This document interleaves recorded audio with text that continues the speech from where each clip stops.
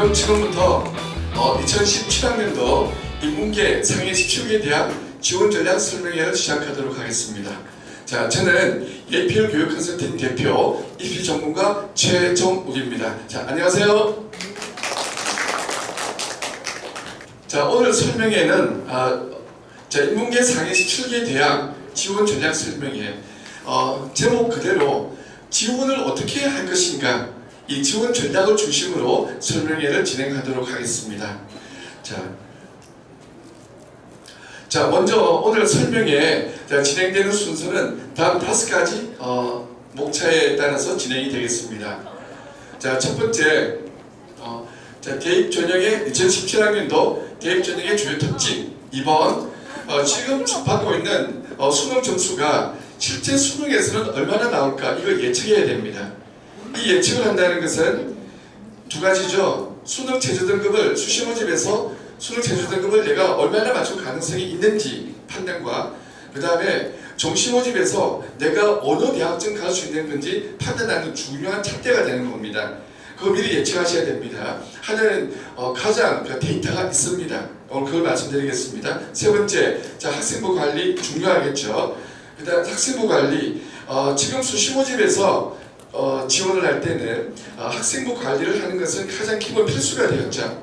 학생부 관리는 대단히 중요합니다. 학생부 관리 어떻게 할 것인가. 그 다음 네 번째, 면접. 자, 면접이 수시 모집에서 대단히 중요한 비중으로 떠올랐습니다.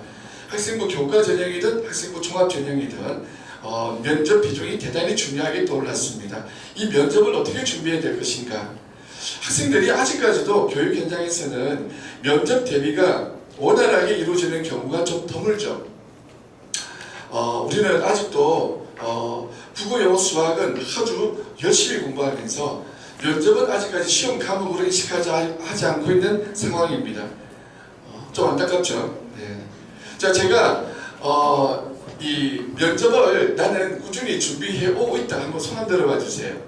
꾸준히 준비해 오고 있다. 자기 자녀나 본인 학생이 잘 없죠. 그래서 아직 면접에 대한 인식, 요거 어느 정도 이제는 바뀌어야 될 때가 된 것 같습니다. 그 다음 다섯 번째, 오늘 설명회의 포인트가 바로 지원 전략 한눈에 보기. 이게 오늘 설명회의 가장 핵심 포인트가 되겠습니다. 여기 중에서도 두 번째, 세부 전형 한눈에 파악하게 하고 6개 전형 방법과 수능 체제를 보면서 나에게 맞는 방법을 어떤 전형을 내가 선택하는 것이 가장 나에게 확률이 높은 게임이 될 것인가. 자, 이것은 반드시 우리가 잘못된 상식, 잘못된 지식, 잘못된 설명회가 대단히 많아요. 이 정보가 잘못 전달되는 경우, 심지어 통계에 빤하게 나와 있는 통계 자료까지 왜곡된 그런 설명회의 동영상이 유튜브나 인터넷에 절비하게 있습니다. 이거는 그래서 설명회가 대단히 위험하구나, 잘못된 정보를 받아들이는 것이 대단히 위험하구나. 저는 아주 객관적으로 드러난 사실에 의거해서 있는 그대로를 갖다가 오늘 말씀드리고, 최선의 지원 전략을 짤 수 있는 방법을 말씀드리는 것이 오늘 설명회의 가장 큰 목표입니다. 자, 그러면 하나씩 넘어가 보도록 하겠습니다. 자, 2017학년도 대입 전형의 주요 특징 5가지가 있는데, 이거 5가지, 문이과 통합부터 한국사 수험표부터 5가지 특징이 있는데, 이거 말고도 좀 더 있어요. 근데 5가지만 정리했습니다. 자, 이 중에서 여러분들이 보고 알고 넘어가셔야 될 것은 2번입니다. 수학에서 수능 범위가 변경됐습니다. 다음 5번째, 논술 전형이 좀 감소했죠. 학생부 전형이 증가하고 논술 전형이 감소했습니다. 자, 여기서 두 번째를 갖다가 왜 눈여겨봐줘야 되느냐. 2017학년도 올해부터 수학 시험 범위가 변경됐습니다. 자, 이과 학생들은 수학 시험 범위가 미적분 2, 확률과 통계, 기하와 벡터, 이렇게 세 부분입니다. 그 다음에 문과 학생들은 미적분 1, 확률과 통계, 수학 2, 이렇게 세 분야입니다. 다시 말하자면 겹치는 부분은 확률과 통계가 겹치죠. 그 다음 이과 학생들은 미적분 2 왔는데 문과 학생은 미적분 1을 해요. 그런데 미적분 2를 하면 미적분 1을 포함할 수 있습니다. 단 문제가 뭐가 됩니까? 기하와 벡터죠. 이과 학생들이 기하와 벡터가 시간이 많이 걸리고 어려워요. 그런데 수학 2, 문과로 작년까지만 하더라도 수학 범위가 이과 수학 범위가 문과 수학 범위를 100% 포함했기 때문에 시험 치고 나서 뭐 9월 달에도 아니면 9월 달 모의고사까지 치고 나서도 문과 수학으로 넘어오는 경우가 허다했습니다. 근데 올해부터는 시험 범위가 바뀌기 때문에 이과 학생들이 문과 수학으로 넘어오는 수가 줄어들 것이다. 이렇게 예상됩니다. 얼마나 줄어들 것인가 항상 첫 해는 예상하기 어려워요.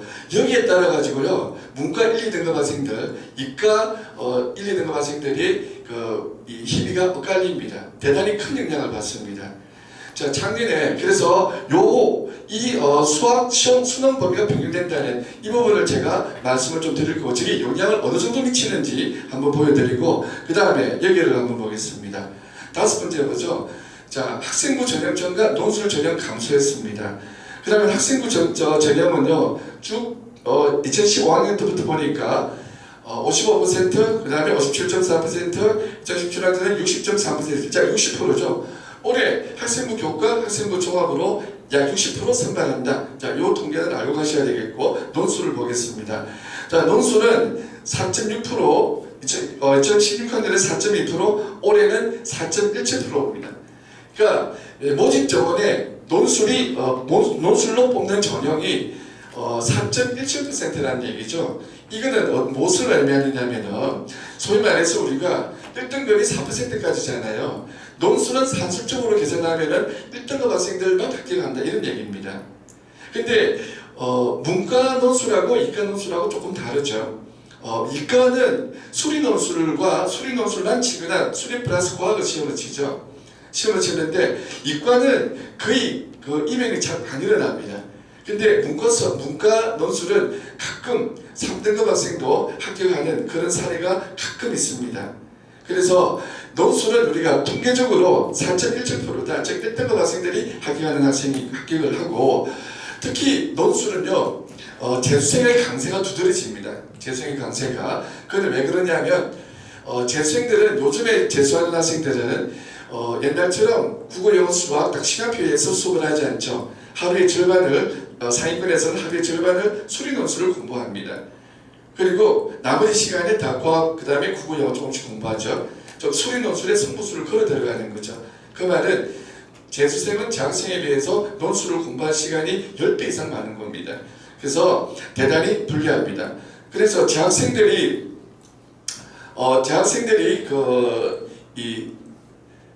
부산 지방에서는 부산대하고 경북대가 논술을 치죠. 이 두 대학을 제외하고 26개 서울에 있는 지역에 논술로 합격하는 학교 비율이 서울 지역은요 3.5% 정도 되고 내외되고요. 부산 지역은 2% 내외됩니다. 즉 100명 응시하면은 논술 합격이 2명 정도 한다는 얘기죠. 평균적으로 그 정도 통계 수치가 나와 있습니다. 자, 그런데 부산대 경북대를 제외한다면은 2%가 아니라 한 1.7% 정도로 내려옵니다. 즉 1000명 가운데 17명, 100명 가운데 1.7명이 부산 지역에서는 논술로 합격한다는 얘기죠. 그나마 특목고 자사고를 제외한다면 일반고에서 논술로 합격하는 비율은 대단히 떨어집니다. 이걸 무엇으로 확인하면 되겠습니까? 여러분들의 자녀가 다니는 고등학교 진학부장 선생님을 찾아가서 3년간 우리 학교에서 수리 논술로 서울 지역에 또 중상위 이상 서울 지역의 중상위 이상 대학에 논술로 합격한 학생이 몇 명이 있는가 3년간 통계 한번 물어보세요. 그러면은 답이 나옵니다. 그래서 내가 이걸 왜 말씀을 드리냐면은 서울 지역에서 행해지는 실설명회를 들어보면은 논술을 되게 쉽게 생각해요. 왜? 서울 지역은 논술이 강세가 있는 건 맞습니다. 그런데 논술 합격률을 봐도 드러나는 거죠. 3.5%, 지방은 부산은 2.0% 되니까 차이가 한 2배 가까이 나는 거죠. 그러니까 서울 지역에서는 논술을 한번 도전해보자라는 분위기가 바닥에 깔릴 수 있으나 이거는 부산 지역에서는 논술을 도전을 할 때는 좀 더 다른 전형과 섞어서 전략적으로 생각해볼 필요가 있다라는 것을 의미하는 겁니다. 그 다음에 지금 현재 3월달, 4월달 모의고사 점수를 받았죠. 이 모의고사 점수가 실제 수능에서는 어느 정도 나올까? 어떤 영향을 미칠까? 자, 이것도 알고 있어야 됩니다. 자, 조금 전에 보겠습니다. 조금 전에 수가에서 수나로 이동 인원의 영향을 받는다 그랬죠. 작년에 몇 명 넘어갔느냐면은 작년에는 7만 명 넘어갔습니다. 7만 명. 과탐 응시 인원이 약 22만 명 쳤는데 수학과는 15만 명쯤 시험 쳤어요. 7만 명이 어디 사라졌나요? 문과 수학으로 넘어갔습니다. 대단히 많이 넘어갔죠. 그러면 어떤 학생들이 넘어가느냐 하면은 이과 수학 3등급에서 4등급 중반 정도 학생들이 제일 많이 넘어갑니다. 1, 2등급 학생들은 넘어갈 이유가 없죠. 이과 수학에서 3등급에서 4등급 중반 학생들이 넘어가는데 그 학생들이 실제 넘어가게 되면 문과 수학 1, 2등급을 많이 받아요. 문과 수학을. 그래서 문과 학생들은 지금 인문계 설명이잖아요. 문과 수학 학생들은 이 문과 수학에서는 이과 학생들의 수학이 얼마나 넘어오느냐, 이거 올해 초미의 관심사입니다. 이런 것들이 여러분들에게 실질적으로 미치는 영향이에요. 왜 이걸 생각해야 되죠? 내가 수능 최저 등급이 나올 수 있는지 수학이. 그리고 정시 모집에서 내 등급을 갖다 생각해 봐야 됩니다. 그 두 가지 이유 때문에. 그러면 올해는 어느 정도 넘어가느냐? 아까 수학 시험 범위를 말씀드렸죠. 이과 수학은 기호가 100대 치지만 문과 수학은 수투 친다 그랬죠. 그래서 수학 하시는 선생님한테 제가 물어보고 토론을 했습니다. 올해 이과 수학 학생이 문과 수학으로 넘어올 경우가 넘어온다면 수투를 공부해야 되는데 수투를 공부하는 시간이 어느 정도 걸리겠는가? 뭐 적어도 이과 학생들이 수투를 갖다가 1학기 때 공부를 하죠. 하는데 실제 수능에서 공부하지 않기 때문에 수를 좀 놓고 있는 상황입니다. 정리하는데 그렇게 시간은 오래 걸리지 않는다. 다만 작년처럼 바로 넘어올 수는 없지만 그래도 한두 달을 공부해야 되지, 정리해야 되지 않겠느냐, 그 정도입니다. 그런데 막상 6월 모평치고 그 바쁜 시기에 한두 달 수투에 시간 낸다는 것은 그리 호락호락하지 않습니다. 수험생 입장에서는. 그래서 아마 올해는 이런 거는 예상하기가 힘들죠. 올해는 아마 수가에서 수나, 이름이 수비, 수A에서 바뀌었죠. 수가에서 수나로 넘어오는 그 비율이 한 절반 정도를 보는 것이 맞지 않겠느냐. 작년에 7만 명 넘어갔다면은 올해는 한 4만 명 정도 넘어오는 걸로 일단은 보자는 거죠. 그 정도는 넘어오지 않겠느냐. 그 더 넘어올 수도 있고 덜 넘어올 수도 있어요. 몇 쯤에 오차가 있을 수도 있습니다. 한 절반 정도로 넘어온다고 봤을 때 그 절반 정도가 4만 명이라 하면은 약 8%가 됩니다. 8%의 비중을 갖고 있습니다. 문과 학생들이 40만 명 친다면은 그 8만 명은 약 8%의 영향을 받는 거죠. 졸업생이 한 12만 명 됩니다. 재수생이 6만 명, N수생이 한 6만 명 정도 돼요. 그러면 여기서 문이과 절반으로 딱 보죠. 6만 명. 그럼 6만 명의 영향을 받는 거죠. 6만 명은 다 4개 과목 다 영향을 다 받죠. 15% 됩니다. 6만 명이니까 15% 영향이죠. 그 다음에 시특계공 학생들 9월 모평가, 6월 9월 모평까지는 시험 치나 실제 수능을 안 치는 학생들이죠. 시험 나가기 때문에 이 학생들이 작년에 5만 7천 명이었어요. 제가 계산하기 좋게 5만 5천 명으로 했습니다. 올해는 5만 6천 명 내외 되지 않겠느냐 보여집니다.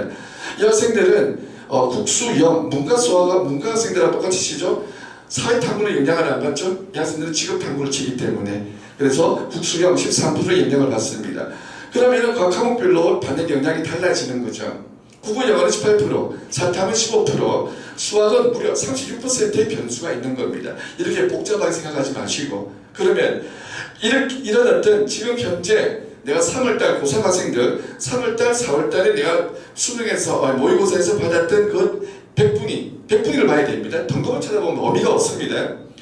그 100분위에서 그리고 1, 2학년 학생들은 내가 지금 받고 있는 모의고사에서 100분위가 실제 수능 쳤을 때 어느 정도면 1등급이 될 것인가 계산을 해보니 이거는 한 4, 5년간 추적 통계를 갖다 했습니다. 여러 입시기관에서 이런 걸 통계를 갖다가 냅니다.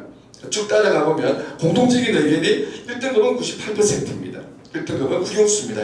사탐은 포함이 안 돼요. 사탐은 영향을 적게 받죠. 제일 적게 받습니다. 사탐은 15%의 영향밖에 없죠.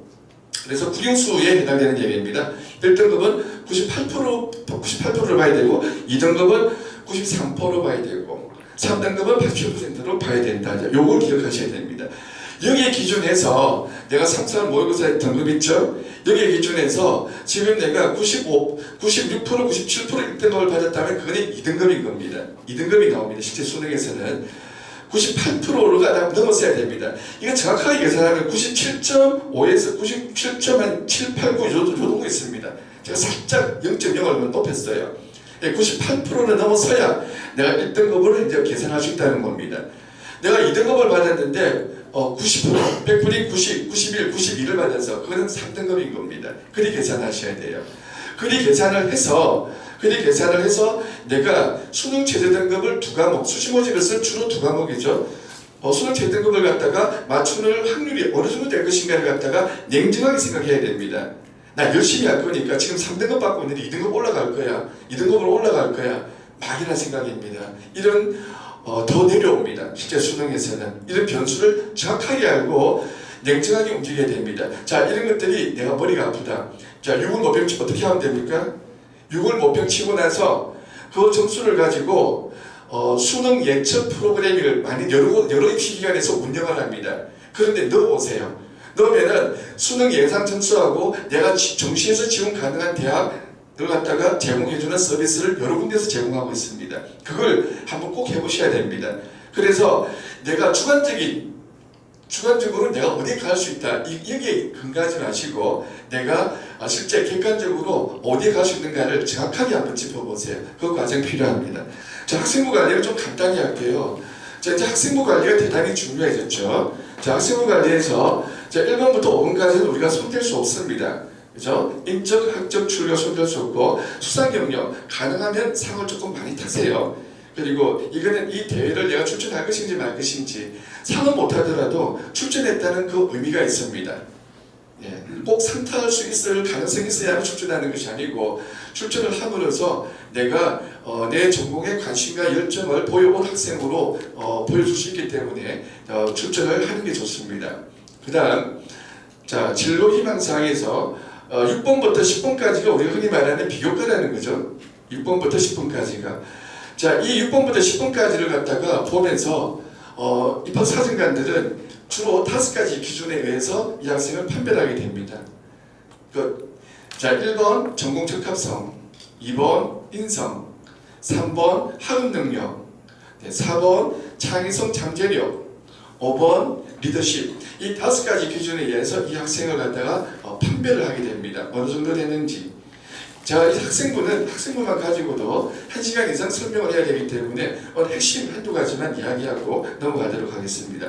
학생부 관리는 여러분들이 별도로 조금 깊이 있게 이 공부를 하거나 상담을 받는 게 원칙입니다. 그래서 학생부 관리를 어떻게 하고 어떤 문구가 올라가야 나에게 유리한 문구인지 학기 말이나 학년 말이 되면은 담임선생님이 그 학생부에 올라가 기초 자료를 갖다가 보통 학교에서 다 조사를 합니다. 적어오라 그럽니다.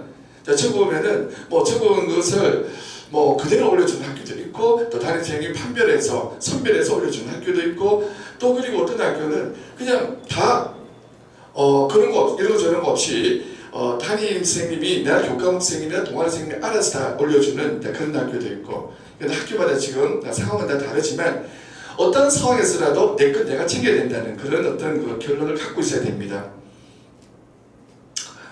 자, 그래서 6번부터 10번까지가 비교과인데 자, 여기서 예를 들어서 전공 적합성이 중요하죠. 가장 기본적으로 중요하죠. 내 학생부 종합 전형에서 어떤 학생을 어떤 학생을 뽑죠? 내 전공에 관심과 열정을 보여온 학생. 그게 다시 말해서 전공 적합성이 되는 겁니다.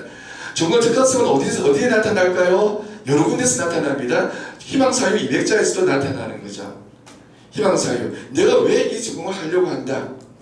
내가 왜 이 전공을 하려고 한다. 자, 이거 200자로 줬는데 이거는요 보통 언제 적느냐면은 1학기 때 많이 적더라고요. 제가 보니까. 자, 1학기 때 지금쯤 5월달에 많이 적어요. 중간고사 끝나고 내지는 기말고사 끝나고 많이 적는데 주로 어떤 식이냐면 다른 선생님이 어느 날 갑자기 자, 종이 하나 내주고 자, 너희들 희망사유 200자들이 빨리 한번 적어봐라. 그럼 학생들 앉아가지고 10분 만에 뚝딱 적어가지고 내는 학생들 되게 많습니다. 그러나 담임선생님이 바로 적어내라고 하니까. 그런데 이거 미리 준비해놔야 됩니다. 200자. 대단히 중요하죠. 왜? 이건 나중에 자기소개서의 지원 동기하고 연결이 됩니다. 또한 전공 적합성하고 연결이 되고 이 200자는 순수하게 내가 적는 글이 그대로 올라갈 수밖에 없죠. 내 희망사회를 타님이 대신적으로 주는 것은 아니기 때문에 나의 글이 들어가기 때문에 대단히 중요한 겁니다. 이거 공부해야 됩니다. 이거 200자 적는 거 쉽지 않아요. 그냥 일반적인 얘기를 적어서는 차별화가 안 되겠죠. 공부하고 또 자료 찾아보고 또 좀 이야기도 상담도 필요하면 상담도 하고 이렇게 해서 아주 신경을 써서 200자를 만들어내야 됩니다. 제가 이거 적을 때가 되면 많은 학생들이 저하고 이렇게 찾아와서 상의를 합니다. 이거 어떻게 200자를 적으면 제일 좋겠는지. 자, 그래서 요거 적을 때는 제가 많은 자료를 그 학생에게 전공에 맞는 자료를 갖다 준비해서 먼저 공부하도록 시킵니다. 적어도 2시간을 공부시켜요. 그리고 나서 그 공부한 내용에 대해서 이야기를 나눠봅니다. 제대로 핵심을 짚었는지. 그러고 나서 1차적으로 300자든 500자든 무조건 많이 적어보라고 합니다. 적고 나서 거기에서 글을 갖다 쭉 추려나가면서 내용을 갖다가 가급적이면 더 밀도 높게 바꿔가는 그런 작업을 갖다 진행하게 됩니다. 제일 마지막에 글자 자수 맞추죠. 그래서 보통 198자, 199자까지 꽉 채웁니다. 자, 그렇게 해서 야무지게 준비를 해둬야 되는 대목이고요. 그 다음에 종직학생이 또 어디 드러납니까? 여기에 당연히 진로활동에도 드러나겠죠. 동아리활동에도 종직학생 드러나겠죠. 일반 과목에서도 자, 내가 문과에서 일본어를 전공하겠다 하면은 일본어 성적은 잘 나와줘야 된다는 얘기죠. 그리고 이 일본어 과목에서도 소수령 평가가 잘 들어가야 된다는 얘기죠. 우리가 학생부 교과에서 말하는 내신과 학생부 종합에서 말하는 내신은 다릅니다. 학생부 교과에서는 5학기 평균 등급을 말하지만 학생부 종합에서는 성적의 그래프가 더 중요합니다. 쭉 올라가는 거. 두 번째, 학생부 종합에서 내신의 개념은 바로 요 일반 과목 세부 능력의 특기사항, 국어 과목은 이 학생의 특징이 어떻게 막 적히는 부분 있죠. 이 부분에서 내가 국문학과를 가는데 국어에 대한 수술 평가 한 줄도 없어. 이 박사장들이 보고 고개를 갸우뚱하지 않겠어요? 그런데 다른 성적, 수학 성적은 좀 낮은데 국문학과를 가는데 국어 성적이 좋아요. 국어 성적도 좋고 또 이 세훈님이 특기사항, 줄여서 세특이라고 하겠습니다. 이 세특에서 수령도 자, 이 학생은 보통 문학적 감수성이 뛰어나고 또한 시를 해석하는 능력에 있어서 좀 창의적인 면도 보인다. 그래서 국문학을 공부하는데 아주 적합한 학생으로 생각이 됩니다. 요런 한 줄 있어 보세요. 얘기 달라지죠? 그래서 이런 소수령 평가가 더 중요한 겁니다. 자, 그래서 정직합성은 또 마지막 독서에도 드러나는 거죠. 독서는요, 보통 한 1년에 8권에서 10권 사이가 보통 적당해요. 그 중에서 1년에 8권에서 10권인데 그 중에서도 한 전공 관련 서적은 한 2-3권은 있어야 되고요. 상위권 학생들은 그 중에 한 권은 조금 난이도 있는 책을 선택하세요. 그 다음에 독후감을 쓰고 그 다음에 그 학생부에 올라갈 그 내용을 여러분들이 압축을 시키는 거죠. 요약을 하는 거죠. 그러니까 요약을 할 때 여러분들이 그 내용이 중요합니다. 실컷 책은 열심히 읽었는데 그게 올라갈 내용이 허접하면 안 되겠죠. 그래서 이런 것들도 첨삭을 받는 것도 한 생각해 볼 필요가 있는 부분입니다. 내가 이 독후감이 바로 되었는지 그리고 좀 더 업그레이드 시킬 내용이 뭐가 있는지 학생이 한 번 책을 읽고 나서 그 책에 대한 핵심을 갖다 예리하게 글을 적을 수 있는 학생이 대한민국에 몇 명이나 되겠습니까? 근데 상위권 학생들은 바로 이 독후감의 정서적 한 권 정도는 내가 날카로운 그리고 밀도 높은 그런 그 독후감이 한 권 정도는 필요한 거죠. 그 다음에 분포는요. 자, 분포는 문과학생이라고 해서 전혀 이과를 무시하지 마세요. 과학책 한 권 정도, 과학 일반책 한 권 정도. 그 다음에 인문 한 권, 사회 한 권, 또 예술 한 권. 이 정도는 기본으로 분포를 시켜야 됩니다. 그래서 다양하게. 왜? 자, 요즘에는 어떤 융합형 인재를 원하고 있는 거죠. 독서에서도 정특합성을 보이면서 동시에 융합형 어떤 관심사가 있음을 보여주는 것이 필요하다.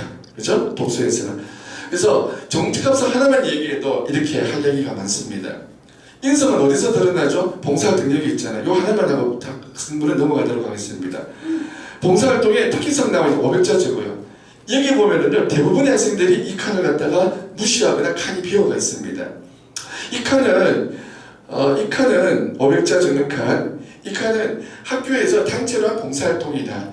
개인이 한 봉사활동 가운데에서 느낌이나 소외를 적는 칸이거든요. 근데 저 칸이 허접해요. 근데 입학 사진관들이 봤을 때는 이 학생 인성을 판단할 때는 가장 중요한 게 요겁니다. 봉사 시간도 물론 이게 활동 실적, 봉사 시간도 의미가 있겠습니다만은 요 활동 봉사 시간, 봉사활동 500자 이 칸이 대단히 중요한 부분이죠. 여기는 정말 진정성을 담아서 내가 봉사활동을 할 때 나의 느낌을 리얼하게 진정성을 담아서 나의 느낌을 아주 잘 서술할 필요가 있습니다. 네, 저 이 부분이 있습니다. 그 다음에 이제 10번 하나만 더 설명하고요. 행동특성의 종합을 이게. 이 부분은 다른 선생님이 이 학생을 1년 동안 보고 나서 고3은 끝났습니다. 고2까지입니다, 이거는.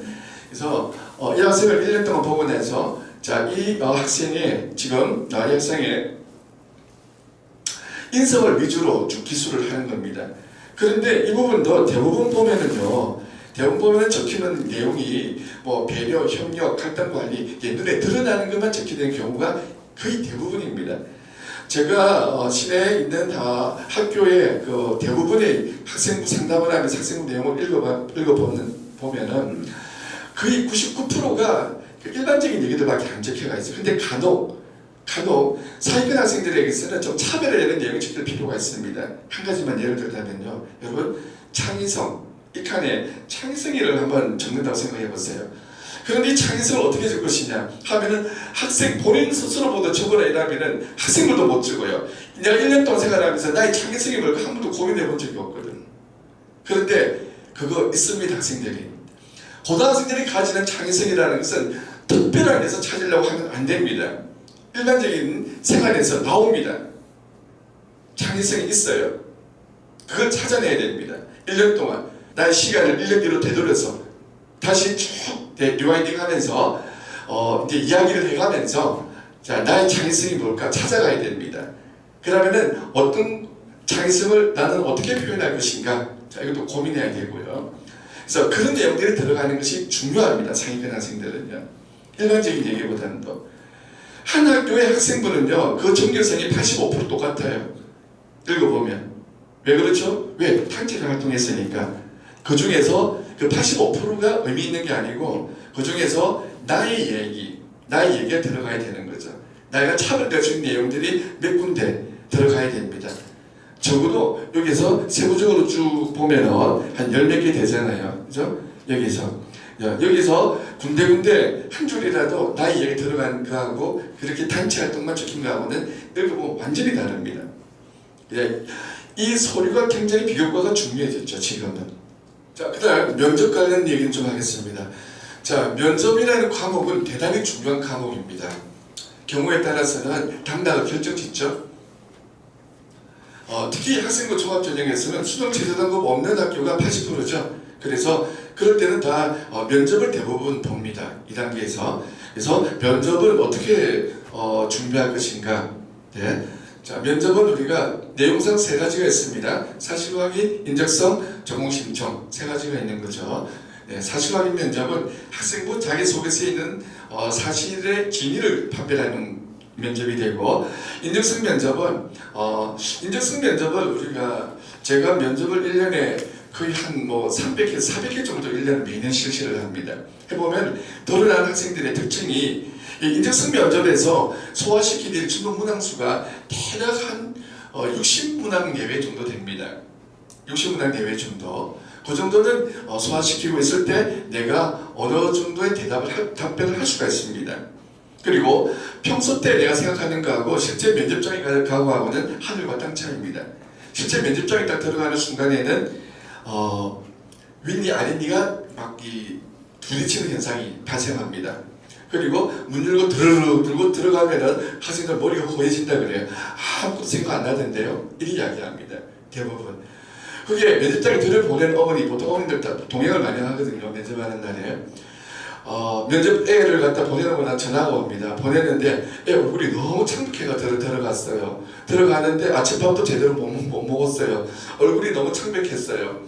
들어간 학생이 애가 너무 떨고 있어요. 긴장하고 있어요. 이런 얘기 대부분입니다. 머리가 허해집니다. 당일날.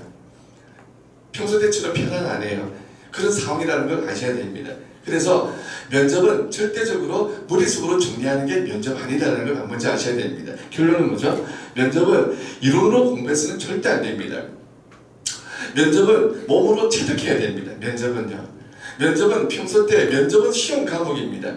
입사 시험에서도 요즘에는 면접이 대세로 떠올랐죠. 그래서 면접이라는 것은 단지 말 잘하는 게임이 아닙니다. 말은 좀 못해도 내가 이야기를 하면은 내 말의 폭과 깊이가 드러납니다.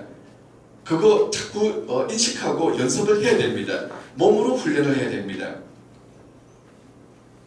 그래서 인적성 면접에서는 대략 60문장 되는데 뭐 이런 예를 들어서 제가 면접 기출 문제를 갖다 조금 실어놨죠. 그거는 참고로 한번 읽어보시고 뭐 면접의 기출 문제는 요즘에는 많이 나와가 있죠. 그 기출 문제를 갖다가 내용을 보고 문제를 아는 것이 중요하지 않습니다. 전혀.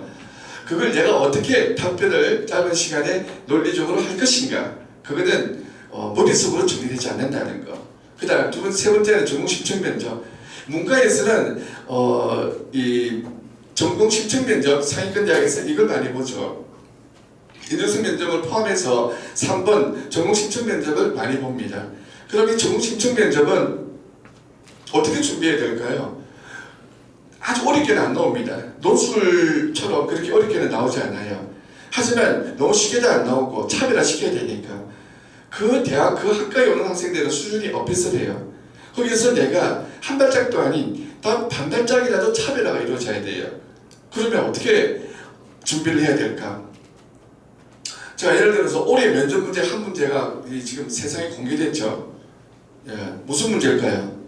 올해 2016학년도 모든 대학에서 나올 면접 문제 한 문제를 제가 공개합니다.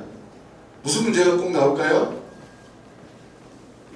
네, 우리가 한 달 전에 우리나라 아닌 전 지구촌을 떠들썩하게 했던 면접 문제가 한 문제가 있죠. 무슨 문제입니까? 알파고 얘기죠. 이번에 면접에서 알파고 얘기는 100% 나옵니다. 자, 그럼 알파고를 어떻게 내가 이야기할 것인가? 어떻게 얘기할 것인가? 뭐 인공지능이 어떻고 앞으로 그것이 인간과의 관계에서 어떻게 자 이런 평범한 이야기해가지고는 차별화가 될까요? 안 됩니다. 좀 더 깊이 있게 파고들어야 됩니다. 알파고에 대해서. 자, 면접은 제가 요 정도 형태상 분류는 개별 면접, 집단 토론 면접. 자, 이렇게 나뉘는데 이게 중요하지 않고요. 면접은 반드시 몸으로 체득해야 된다. 이 말씀을 꼭 기억을 하시고 제가 면접을 학생들하고 실제 진행을 해보면 제 학생들이 처음에 안 되는 부분이 뭐냐면은 적당한 경우가 상당히 드물어요. 네, 초기에는 너무 과하거나 너무 모질하거나 둘 중 하나입니다. 너무 많은 이야기를 하려고 하면 너덜너덜해서 무슨 말인가 못 알아듣거나 또 너무 할 말이 없어서 너무 답변이 짧거나 둘 중 하나예요. 적절하게 핵심을 찔러서 적절한 길이로 논리적으로 답변하는 학생이 상당히 드뭅니다. 트레이닝 과정이 필요하고 자 결론은 면접은 시험 과목이라는 것을 꼭 기억하셔야 됩니다. 그래서 국영수 공부하듯이 면접을 여러분들이 시험 과목으로 인식을 하고 3학년은 물론이고 1학년 때부터 1년에 그죠? 몇 회 정도는 우리 예평유역에서는 1년에 한 번 면접할 때 한 서너 시간 걸려요. 그리고 1대가 항상 면접을 합니다. 그래서 면접하는 장면을 제가 잠깐 한 2분짜리 실제 면접하는 장면을 한번 보여드리겠습니다. 학생 부분은 IT의 미래는 어떤 모습이라고 보면 제가 생각할 때 IT의 미래는 지금 애플이나 구글이나 페이스북처럼 큰 회사 형태도 있겠지만 앞으로는 3D 프린터나 아니면 이런 새로운 과학기술이 발전함에 따라서 개인 큰 회사 형태가 아닌 개인 소규모 형태로도 진행이 될 수 있다고 생각합니다. 그런 의미에서 IT의 미래는 조금 더 소형화되고 좀 더 편리해지고 사람들이 착용할 수 있고 웨어러블 디바이스라고 해서 그런 형태로 발전할 것이라고 저는 생각합니다. 자, 평가로 바로 넘어가 주세요. 시간 좀 절약하겠습니다. 자, 이런 식으로 학생이 1대1로 진행한다는 거 보시고 그 분야를 전공하는 사람이 CEO가 되는 강점 이런 것들을 같이 강조하면서 저도 그래서 IT를 전공한 사람으로서 CEO가 되는 것이 최종 목표다. 당장 IT 계열의 대학을 진학한다고 해서 그것이 이루어지지는 않잖아요. 경영인이 된다는 것은 조금 더 먼 훗날에 목표가 될 것이고 그 과정 속에 먼저 전제되어야 될 것은 IT 계열의 풍부한 깊이 있는 연구를 내가 해서 최종 목표에 도달하겠다 하는 것이 단계적으로 검토될 수 있으면 훨씬 설득력이 있을 것 같아요. 그냥 무턱대고 IT 기업에 이런 형식으로 진행한다. 네, 이런 것만 보시면 되겠고, 네, 면접은 반드시 1대1로 진행이 되어야 됩니다. 저렇게 실전처럼 진행해야만 학생에게 효과가 있습니다. 그래서 면접은 2사람 이상 할 수 있고 진행하는 것은 말이 안 되는 겁니다. 내용이 다르기 때문에. 그래서 실전 면접을 하고 예필교육에서는 전 면접 과정을 전부 녹화 녹음을 다 합니다. 본인의 모습을 본인이 보고 단점을 알아야 됩니다. 평가 내용까지 본인이 다 검토할 수 있어야 돼요. 자, 그렇게 진행되고 있고 1년에 한 6회에서 8회 정도 저희는 진행을 하고 있습니다. 고3들은 조금 다르겠죠. 지금은 고3들은 아직은 기말고사 마치면 이제 바빠지게 됩니다. 면접을 준비하는 학생들은 이제 본격적으로 면접을 준비를 해야 됩니다. 자, 그렇고요. 네, 방금 나왔던 이 남학생은 남학생은 재작년에 카이스트 지스트 한양대를 합격했는데 본인이 지스트를 선택했어요. 지스트를 과학기술원이죠. 1년 다니다가 6개월 다니다가 한 학기 다니다가 적성을 심각히 고민하다가는 반수를 했어요. 그래서 고려대 한양대를 합격했는데 한양대를 본인이 선택해서 지금 다니고 있는 학생입니다. 네, 제 아들입니다. 그래서 다른 학생 서로 이제 지나간 학생도 면접을 준비했는데 초상권이 걸릴 것 같아서 제가 공개를 못하고 제 아들을 공개했습니다. 오늘 몇 건을 준비했는데 자, 그 다음에 넘어가도록 하겠습니다. 지원전략 한눈에 보기 되죠. 지원전략 한눈에 오늘 여기가 포인트가 되겠습니다. 자, 이게 핵심 포인트가 되는데 모집인원 비율 경쟁률 그냥 보세요. 이런 것들은요. 이런 거는 그냥 통계 자료 여러분 참고로 보는 거지 여러분들이 지원하는데 하등이 중요하지 않습니다. 작년에 경쟁률이 8대1이었다. 뭐가 중요해요? 올해 9대1이 되든 7대1이 어떻게 알아요? 그런 것들 그냥 참고로 보는 거예요. 그냥. 그리고 경쟁률도 그렇고요. 자, 활동자 수준을 요건 한 번쯤 상위권에서 생각해 봐야 됩니다. 자, 입시 결과도 한 번쯤은 고민해 봐야 돼요. 자, 그래서 넘어가도록 하겠습니다. 모집 비율 보세요. 모집 비율. 그 도표를 보면 금방 눈에 들어오죠? 인문계 상위 17개 대학에서는 학생부 총학과 논술이 제일 많죠. 예, 많다는 걸 눈에 보시고 다음 넘어가겠습니다. 경쟁률 참고로 보세요. 자, 논술 경쟁률 몇 대 1입니까? 50대 1이죠. 논술 경쟁률은 문이과 통틀어서 다 50대 1점 됩니다. 장난 아니죠, 경쟁률이. 그러니까 합격률이 부산 지역은 2% 정도 되는 거죠. 실제 일반고에서는 그보다 더 내려옵니다. 일반고에서는 1에서 1.5% 사이가 됩니다. 어떻게 하라고 그랬죠? 학교 진학부 선생님한테 최근 3년간 논술로서 서울 상위권 대학의 중상위권 대학 합격한 학생 수가 몇 명이 있습니까? 그거 딱 물어보면 답이 나옵니다. 그래서 논술은 지원을 하더라도 내가 몇 회 지원할 것인가를 합격 가능성과 수능 최저 맞출 가능성을 잘 보면서 선택을 해야 됩니다. 그 다음 넘어가게 되죠. 활동대학 수준물에서 봐야 될 것은 지금 종합전형에서는 서울대와 그 다음에 서강대 자기 주도형 전형에서 활동자료 수정물이 있습니다. 두 개 다 선택인데 최대 3개 3페이지인데 똑같죠? 3페이지 이내. 그런데 서울대를 제외한다면 서울대 직윤을 제외한다면 서울대학을 제외한다면은 서강대만 활동자료 수정물을 받고 있는 셈이죠. 문과에서는 이게 문제가 되는 겁니다. 왜? 내가 서강대만 서강대 자기 주도형 전형 서강대만 지원을 안 하면은 활동 열정물을 갖다 귀찮게 준비할 필요가 없잖아요.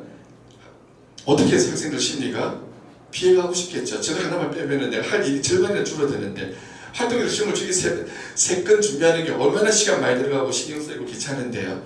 실제 우리가 해보면은 활동 열정물 중에 3페이지 같으면은 한 건을 갖다가 요약을 쭉 다 해야 됩니다. 그러면은 요약을 하면서도 어떤 걸 요약을 한 건, 뭐가 한 건이 되는 거죠? 예를 들어서 내가 1, 2학년 동안에 동아리 활동 가진 것들 다 모아서 하나 정리를 다 했어요. 그걸 갖다가 1페이지로 요약을 하는 겁니다. 요약 잘해야 되겠죠? 예. 그게 그러면 한 건이 되는 겁니다. 그게.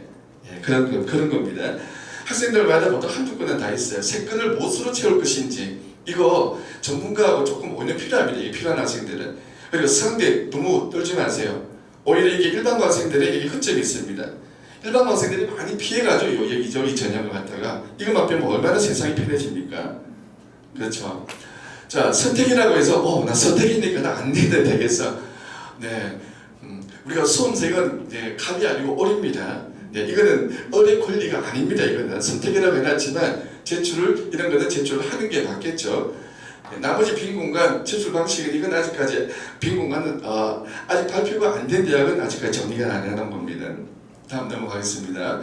자, 입시 결과는 상위권 17개 대학에서는 입시 결과가 나온 대학이 경희대하고 건국대가 나와가 있어요. 그러고 나와가 있죠. 네.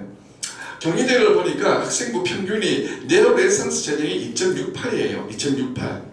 학생부 평균이 2.68이면은 일반고 평균이 일반고. 그죠? 경희대 저쪽에는 자서 특목학생들이 지원을 그렇게 많이 하지 않는, 거의 하지 않는 전형입니다. 그래서 2.68이죠. 2.68이면은 한번 2.68을 한번 봐주시고 평균입니다. 평균이고 그 다음에 지역균형이 1.57이죠. 이 지역균형은요 올해 이름이 바뀌었죠. 지역균형이 아니라 고교 대학 연계 전형으로 이름이 바뀌었습니다.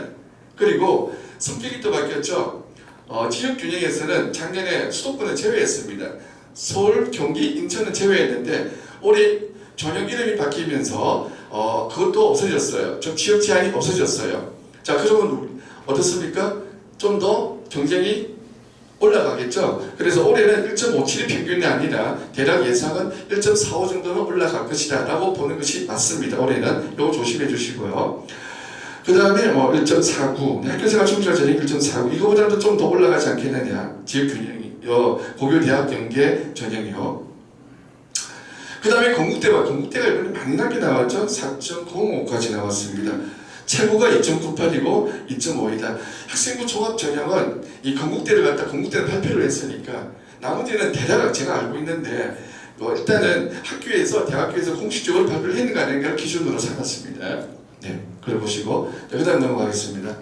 자, 요거는 이제 세무제한 학년의 파악하기. 자, 여기서부터 이제 여러분들이 지원할 때 실질적인 지원 전략을 짜는 곳입니다. 지금까지 내가 필요한 것이 무엇인가를 갖다가 제가 말씀을 드렸고, 자, 지금부터는 지원 전략을 어떻게 짤 것인가.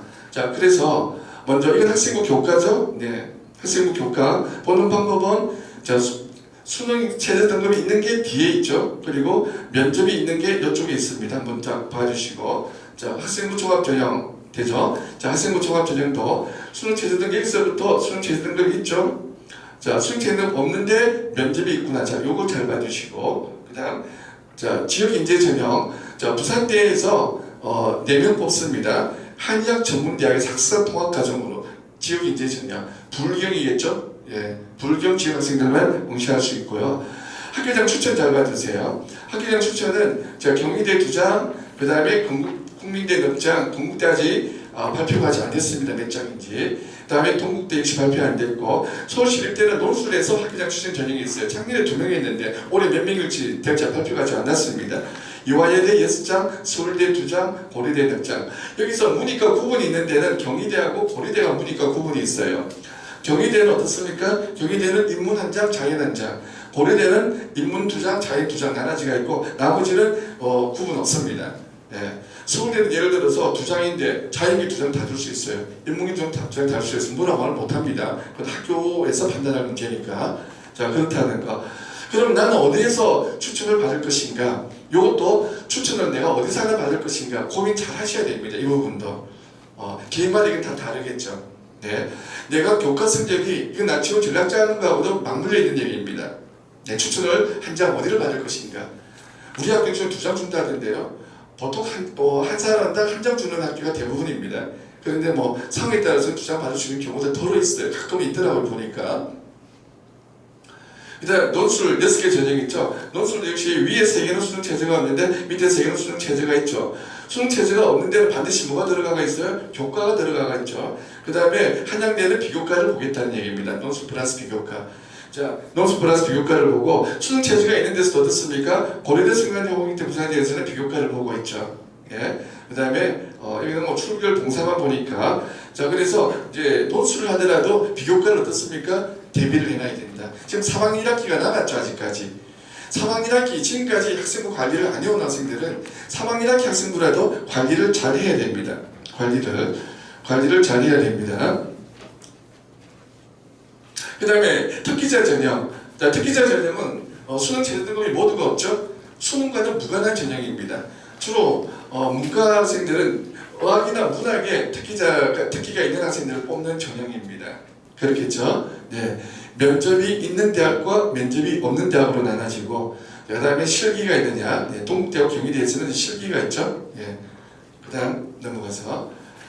자, 여기서 이제 수능 최저 등급을 조금 확인하면서 우리가 전략이라는 걸 갖다가 한번 생각 한번 해보겠습니다. 자, 여기서 제가 결론을 하나 말씀드리겠습니다. 자, 수시 모집 6장 지원을 어떻게 하는 것이 가장 현실적이냐?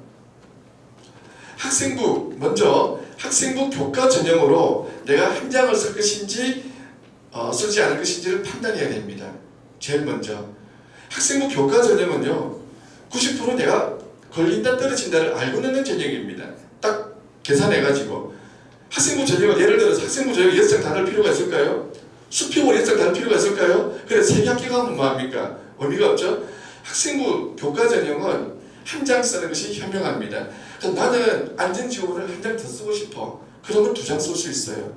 학생부 교과에서도 미세하게 상향지원, 미세하게 하향지원 할 수가 있거든요.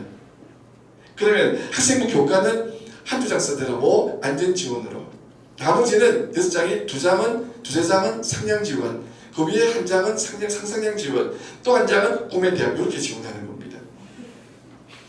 자, 그러면 우리가 그렇게 교과로 학생부 교과 전형으로 내가 한 장을 지원할 때 들어오는 변수가 뭐냐면은 바로 수능 최저 등급이에요. 수능 최저 등급을 내가 얼마나 맞춰서 쓸 것인지 이거 현실적으로 판단해야 됩니다. 제가 앞에서 이야기했죠. 1등급 컷이 얼마입니까? 몇 퍼죠? 1등급 컷이 98%입니다. 2등급 컷은요 93%입니다. 여러분 3, 4월 모의고사를 보고 1등급, 2등급 컷을 그렇게 판단하셔야 됩니다. 80, 90 이하는 그건 3%입니다. 3등급입니다. 그거는요. 그래서 그걸 가지고 이 등급을 갖다가 수능 최저 등급을 꼭 맞춰야 됩니다. 아시겠죠? 네. 여기서 수능 최저 등급을 보면서도 내가 머릿속으로 쭉 있다, 수능 최저 있다 없다, 수능 최저 등급 어떻게 되지? 내가 맞출 수 있겠다 없겠다 가지고 나 유불리를 갖다 좀 판단해야 됩니다. 예를 들어서 지금 중앙대학교하고 중앙대가 세계 합육이죠. 세계 합육이 또 서울시립대가 있죠. 학생부 지금 교과인데도 학생부 교과면서도 수능 최저 등급이 되게 높은 겁니다. 세계 합육이면. 그런데 뭐죠? 사탐이 한 과목만 치도 된다는 얘기죠. 사탐이 한 과목만 치도 돼요. 그래도 세계 합육이면은 만만치 않습니다. 세계 합육은. 내가 수능 최저가 수능 등급이 좀 나오고 있어. 수능 최저 등급 지금 두 과목은 내가 95% 내외를 나오고 있어. 95% 내외 나오고 있어. 자, 그러면은 바로 사회 한 과목 축자에서 이 수능 최저 등급을 맞추면서 중요한 것은 뭡니까? 교과에서는 교과가 따라줘야 되겠죠? 교과가. 중앙대학에서 교과가 70이잖아요. 그 다음에 서울시립대에서도 교과가 국영수 사회가 70%죠. 다시 말하자면 교과 비중이 되게 높다는 얘기죠. 그럼 교과 비중이 적어도 어느 정도 돼야 되느냐? 인문계에서 중앙대 정도면은 1.4 정도 기준으로 하시면 돼요. 1.4는 2.4 이내가 돼야 되는 겁니다. 그 정도는 돼야 됩니다. 과에 따라 천차만별입니다. 그 정도 되고 서울시립대라고 해서 많이 떨어지느냐? 그렇지 않아요. 서울시립대는 오히려 등록금이 어드밴티지가 있기 때문에 좀 더 많이 떨어지지는 않고 1.4 얼마나 나가겠죠. 그 정도. 그 정도는 돼야 지원할 수가 있는 겁니다. 여학생들 같은 경우에 교과 100으로 나와 있는 전형 방법이 교과 100이 있죠. 자, 교과 100이면서 교과 100인데 최저 등급을 보니까 이 정도 나와 있죠. 자, 교과 100인 경우는 우리가 어떻게 봐야 되겠습니까? 교과 100인 경우에는 컷이 올라가겠어요? 내려오겠어요? 올라간다. 되죠? 왜? 다른 전형이 없잖아요. 교과 100이면은 이런 걸 보면서 읽을 줄 알아야 된다는 얘기죠. 그래서 이걸 보면서 내가 교과 전형으로 어디가 적합할 것인지 이건 개인마다 다른 얘기가 되겠죠. 방금 제가 교과 100과 수능 최저 등급이 없는 경우, 그 다음에 수능 최저 등급이 좀 제일 어려운 경우, 본인의 상황에 따라서 전략이 달라지게 되는 경우죠. 이걸 잘 분석해서 내가 냉정하게 안전 지원을 함장할 줄 알아야 됩니다. 네, 입시 지원은 네, 그냥 기분이 아니거든요. 자, 그 다음에 계속 넘어가서 학생부 종합전형입니다. 자, 학생부 종합전형은 나중에 종합적으로 한번 보겠지만은 수능 최저 등급이 없는 데가 훨씬 더 많아요. 수능 최저 등급이. 그렇겠죠? 우리가 지원 전략을 6장 짜다 보면은요, 실제 어떤 경우도 발생하느냐 하면은 6장 올 수능 최저 등급을 없애는 학생도 제법 있습니다. 제가 그렇게 짜줍니다. 이 학생을 보니까 수능 최저 등급을 맞추려고 올인하기보다도 차라리 수시 모집에 올인하는 것이 더 현명하다 싶은 학생들이 의외로 제법 있습니다. 지금 3등급, 3등급 정도 나오고 있는데 나는 합 4를 갖다 맞추겠다라고 덤비는 학생이 있어요. 그럴 가능성이 3등급이라도 3초하고 3중하고 3반하고 다르거든요. 100분위를 봐야 되지만 3말 나오는 학생들이 평균 3말 나오는 학생들이 합 4를 맞추겠다고 나는 수능 최저에 도전하는 학생들이 있습니다. 그러니까 아까 전에 3가지 변수가 있죠. 예, 그거 몇 개월 한다고 해서 그렇게 판을 뒤엎듯이 그렇게 바뀌지 않습니다. 이게 내가 중학교 때 전교 150등 하다가 열심히 한번 공부해가지고 전교 10등하고 그런 게 발생하지 않습니다. 수능에서는요. 표명 집단이 몇십만 명 되면은요, 그런 현상이 확률적으로 일어나지 않습니다. 확률 이론 공부하시는 학생들은 알겠죠. 네. 자, 그래서 학생부 종합전형에서는 포인트가 바로 비교과죠. 나는 비교과가 안 되어 있는데 어떡하지? 3학년 1학기 남아있습니다. 3학년 학생들. 3학년 비교과 아까 전에 5개 항목이 있었죠. 그거는요, 여러분들이 기말고사 마치고 나서 그 학교에서 작성이 들어가게 됩니다. 행동특수 및 종합의견만 빼고요. 그건 2학기까지 마쳤습니다. 나머지 4개 항목에서 세부적으로는 한 10가지 항목이 되죠. 그 항목마다 최선을 다해서 여러분들이 나를 드러내야 됩니다. 내가 논술을 하든 학생부 종합을 하든 학생부 교과를 하든 수시 모집에서 굉장히 중요하죠. 혹시라도 여러분들이 재수하게 되면 더 뼈저리게 나중에 필요합니다. 재수하면서 3학년 2학기 것도 필요하거든요. 아시겠죠? 자, 그 다음에 지역인재 전형. 이거는 한의학, 부산대학교 한의학전문대학이죠. 네, 불경 4명 뽑습니다. 해당되는 학생만. 그 다음에 학교장 추천. 학교장 추천은 내가 성적이 되는데, 내가 학교장 추천 받을 성적은 되는데, 상황은 되는데, 무엇을 어디를 받아야 될 것인가 헷갈리죠. 이거.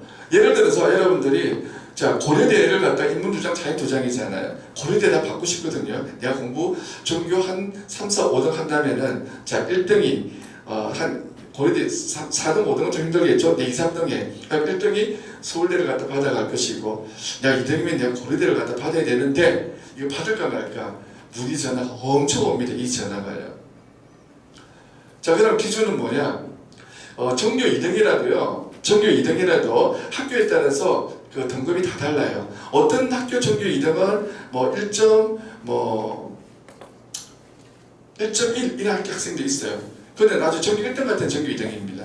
근데 어떤 학교는 전교 2등이라도 1.25 이런 학생도 있어요.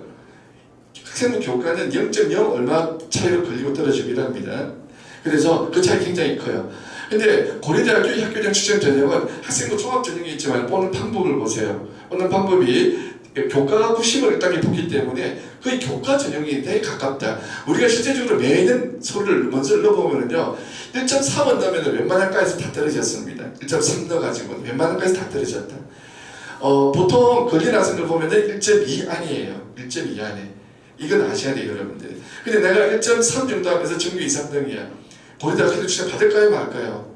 어느 과 쓸 건데요? 생카노요. 전교 2, 3등 하면 과 안 낮춥니다. 학교도 안 낮추고 과도 안 낮춥니다. 양쪽을 다 챙기거든요. 그래서 경영학과 되겠습니다. 내지는 언론 쪽 상경계가 제일 높죠.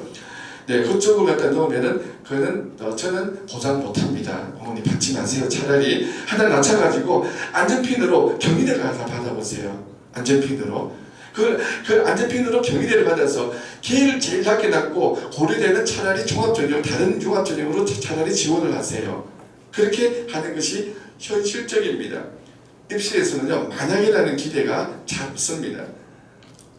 자, 그런 거 하나 말씀을 드렸고, 그 그래서 학교장 추천 전형에서는 지금 내가 조금 중상위권이야. 내가 근데 성적이 뭐 내가 뭐 판에서 한 4, 5등급 정도 돼. 그러면은 여기서 동국대나 국민대나 건국대 이런 데 학생들이 별 신경 안 쓰는 경우가 많아요. 이게 작년부터 생겼거든요. 모르는 학생도 많고요. 그래서 요 전형에서 국민대는 넉장인데, 예, 넉장인데, 불교 추천 인재도 있죠. 있고 뭐 이런 있는데, 불교 추천 인재라서 꼭 뭐 이렇게 불자만 가는 전형은 아니더라고요. 많은 학생들 많이 지원합니다. 그건 어머님들 알아서 하세요. 그래서 국민대에도 이렇게 넉장을 내가 받을 것인지 말 것인지, 이거는 내 현재 교과 성적과 안전핀으로 이걸 활용할까 말까. 안전핀이라 볼 수도 없어요. 이게 넉장이면 그리 큰 값어치가 큰 건 아니입니다. 넉장 정도가 되면은. 그래서 가치가 있는 것은 경희대가 가치가 있더라. 이걸 성적이 되는 학생들은 오히려 경희대를 한번 생각해보고, 차라리 내가 논술 꾸준하게 준비하는 학생이라면은 시립대 논술 전형 논술 전형 추천 받는 것도 생각해보고, 이게 가치가 있습니다. 이게 올해 장수가 몇 장이냐가 변수예요. 얘가 2장 정도로 제한돼줘야 되는데, 뭐 석장 넉장 한 장만 더 불어놔도 석장 넉장 되면은 글쎄요, 뭐 추천의 의미가 별 있나 싶을 정도가 되는 거죠. 전국에 1,800개 학교가 있는데. 네. 자, 논술 전형 보시고, 또 그리고 논술 전형에서는 생각하셔야 될 것은, 인문 논술은 그 형태가 4가지입니다. 인문 논술 통합형, 그 다음에 거기다가 플러스 수학, 플러스 영어, 그다음 플러스 통계 자료 들어오는 게 4가지 형이 있다는 거. 거기서 논술 시험이 내가 어느 쪽이 더 유리할 것인지 보고 판단하셔야 됩니다. 시험 형태가 4가지 있다는 얘기죠. 다음 넘어가겠습니다. 자, 특기자 전형은요, 이거는 하실 분들은 이거는 개별 상담하셔야 되는 부분입니다. 특기자 전형은요. 특기자 전형은 수능하고는 관계가 없는 전형이라고 그랬죠. 예, 수능하고는 관계가 없다. 그래서 이 부분은 다시 오셔야 될 부분이고요. 자, 그러면 이제 마지막으로 우리가 앞부분으로 돌아와서, 자, 이제 이 부분을 보면서 마지막 정리하겠습니다. 방금 봤던 학생부 교과를 쫙 한눈에 정리했죠. 여러분들이 보시기에는 이 표가 간단하게 만들어진 것 같지만은, 여기서 17개의 대학을 갖다가 쫙 펼쳐놔놓고 다 일일이 다 뽑아서 새로 정리해야 되는 겁니다. 정리 순서는 어떻게 했죠? 수능 체제가 있는 대학, 없는 대학. 그죠? 그 다음에 일괄합산을 먼저 정리하고, 이렇게 화살표는 2단계 정리인 겁니다. 그렇죠? 그 다음, 네, 그런 순서대로 정리 순서를 제가 적어놨죠? 보시고. 자, 요 표를 딱 보면서 뒤에 수능 최저 딱 확인하고 나서 이 표를 딱 쳐다보고 있으면은 내가 교과 전형을 어디 넣게 될 것이 나와야 됩니다. 나올 수 있겠죠? 어떻게? 수능 최저를 내가 맞출 것인지 말 것인지. 그쵸? 그거 판단하셔야 되겠죠, 먼저. 자, 그리고 나서 그 다음에, 자, 내가 요 2개가 또 다르죠. 이화여대하고 이게 한양대, 동국대, 국민대 또 달라요. 여기 뭐가 갑자기 교과가 들어갔죠. 교과에 내가 강점이 있는지 없는지 어떻게 판별하는 거죠? 이화여대는 학생부 교과 전형이 1.55 이내거든요. 문과는 1.55 이내 정도. 그 정도 되는지 안 되는지. 그런다면 1.4 정도 된다. 그러면 이쪽을 선택하게 나겠죠. 1.78이다. 이화여대는 여기 없네. 그러면은 이화여대 이쪽은 상당히 조금 밀린다는 얘기죠. 1.78이라도 서류에서 내가 받쳐준다. 비교과에서 받쳐준다. 자, 이런 걸 판단해서 이화여대를 넣을 것인지, 한양대, 동국대, 국민대 쪽을 넣을 것인지, 이걸 판단해야 하셔야 됩니다. 그렇겠죠? 네. 네, 수능 최저가 이제 강점이 있다. 아까 중앙대가 세계 합6이었죠. 사탕은 한 과목. 그죠? 수능에 강점이 있다. 중앙대를 넣어야 되겠죠. 교과도 내가 받쳐줘. 1.4 이내야. 그리고 수능에 내가 세계 합6 맞추겠다 하면은 중앙대 이쪽을 놓고 해야 되겠죠. 그렇죠. 그러나 저러나 학생부 교과는 최대 몇 장 내야 됩니까? 1장 내지 2장. 학생부 교과 석장 넣는 것은 그거는 우스운 얘기입니다. 수평으로 석장 넣을 필요 없어요. 최대 2장입니다. 단 학생부 교과 전형에서도 내가 좀 더 세게 넣을 수도 있고 석장 낮출 수 있어요. 미세하게. 그러면 안전 지원을 할 수 있는 겁니다. 학생부 교과는요, 거의 한 80~90%는 내가 떨어진다 걸린다를 알고 넣어요. 100%는 알 수는 없죠. 올해 몇 경쟁률이 얼마 될지 모르니까. 학생부 교과는 이렇게 활용하시고, 그 다음에 학생부 종합전형도 이 표 하나에 다 나와 있는 것도 이 표 하나예요. 학생부 종합전형은, 자, 일단은 수능 최저 등급이 있는 데보다도 대세가 여기 있죠. 소리면접. 소리면접 대세가 여기 있습니다. 여기에. 소리는 뭘 소리라 그러죠? 학생부, 자기소개서, 추천서 3가지. 그리고 서강대 같은 경우에는 서강대 서울대는 활동자료 실전물 4가지를 소리라고 합니다. 그래서 이 서류 여기에 한번 서류 끌어보겠다. 그다음에는 내가 교과 내신이 우리 학교는 상대적으로 내가 좀 불리해, 그죠? 불리해. 서울대를 제외한다면 다 여기서 2등급 때 3등급 초반대도 충분히 한번 지원을 한번 생각해 볼 필요가 있습니다. 뭐 상향 지원이든 상상향 지원이 되든 네, 학생에 따라 다르겠죠. 상향 지원이 되든 상상 지원이 될 수도 있겠죠. 이쪽을 높게 볼 필요가 있습니다. 이쪽은 어떻습니까? 여기하고 교과가 들어오죠. 학생부 종합이라도 요거는 교과가 들어오는 겁니다. 교과 들어오기 때문에 학생부 종합이라도 상대적으로 교과가 내가 조금 우위에 있다 하는 학생들이 넣는 전형이에요. 아시겠죠? 그러니까 경희대는 작년에 지역위원회에서 이름이 바뀌었다 그랬죠. 그러면서 지역이 수도권이 철폐가 됐습니다. 올해는 작년에 1.57이 학생부 평균이었는데 올해는 올라갈 것이다. 1.4 얼마까지 올라갈 것이다 라고 충분히 예상이 됩니다. 그 정도 봐주시고. 네. 그 다음에 자, 지역인재, 그 다음에 학교장 추천, 내가 어디를 받을 것인가. 때나 받지 말고요. 때나 받지 말고, 경희대도 학생부 교과 플러스 비교과잖아요. 그러면 교과에 강점이 있는 학생. 이거는 뭡니까? 학생부 교과 전형하고 거의 비슷해요. 종합에 있지만은. 서울대 지균, 고려대 학추, 경희대 고교대학 연계. 이거는 종합에 있지만 학생부 교과 전형하고 거의 비슷합니다. 그걸 아셔야 됩니다. 그래서 교과 전형 얼마? 경희대 얼마요? 1.3 기준 하세요. 1.3. 1.3이면은 문과가 좀 세거든요. 1.3은 아니겠고 1.4 정도까지.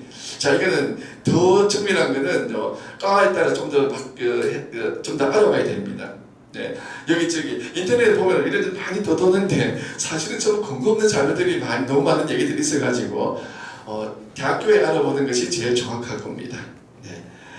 그렇게 자세히 알아봐야 될 부분이고 학생 학교장 추천도 학생 학교장 추천도 크게 종류가 두 개로 갈라지죠. 학생부 교과 전형과 학생부 종합 전형으로 갈라지게 됩니다. 내가 교과에 조금 내신의 강점이 있으면서 학교장 추천을 받고 싶다. 그러면 교과에 좀 우위가 있는 여기를 받아야 되겠죠. 여기를 받아야 되겠고 그 다음에 교과가 조금 떨어진다면 동대 두드림을 받아야 되겠죠. 동대 두드림을 받는 게 유리합니다. 교과가 좀 내가 떨어지면서 학교장 추천을 받고 싶다. 동대를 받아야 됩니다. 다른데 욕심내지 마세요. 국민대학 욕심내지 마세요. 그죠? 동대를 받아야 되는 거죠. 내가 교과가 좀 떨어진다면 이거 보고 그게 계산이 판단이 다 나와야 되는 겁니다. 맞습니까? 근데 교과 서로 다 한번 해볼 만해. 그러고 이건 뭐 유아이대 한번 추천해 한번 가보고요. 예. 그 다음에 나 수능 최저 한번 맞춰보겠다 하면은 이쪽을 넣어야 되겠죠. 뭐 서울대는 선택이 아니죠. 자, 이쪽은 전교 1, 2등 해야 되니까 문과에서 해야 되니까 별도로 하고 자, 문제는 서울시립대죠. 서울시립대로 몇 장일까? 제가 그제까지 제가 확인했는데 아직 발표가 안 났습니다. 장수가 한 2장 정도만 발표해놔주면 가치가 있습니다. 석장 이하부터는 그렇게 메리트는 있는 건 아니다 보시면 됩니다. 추천은 한 장 차이에 엄청나게 달라집니다. 한 장 차이에. 네, 그렇게 하시면 되겠고. 자, 그 다음에 넘어가야 될 것은 학교장 추천 넘어가고, 자, 논술. 자, 논술도 수능 최저 맞출 것인지 안 맞출 것인지. 논술 전형에서 수능 최저 등급이 없는 데가 한양대, 건국대, 서울시립대 3개가 있죠. 네, 학생들이 정말 손하고 싶은 전형입니다. 네, 왜? 제일 심플하니까. 네, 수능 걱정은 다 안 해도 돼. 오로지 논술만 공부하면 되니까. 네, 네, 그것만큼 다 맛있는 또 혼자만 먹지 못합니다. 그렇지 않아요. 이쪽 부분이 합격 가능성은 상당히 어렵습니다. 네.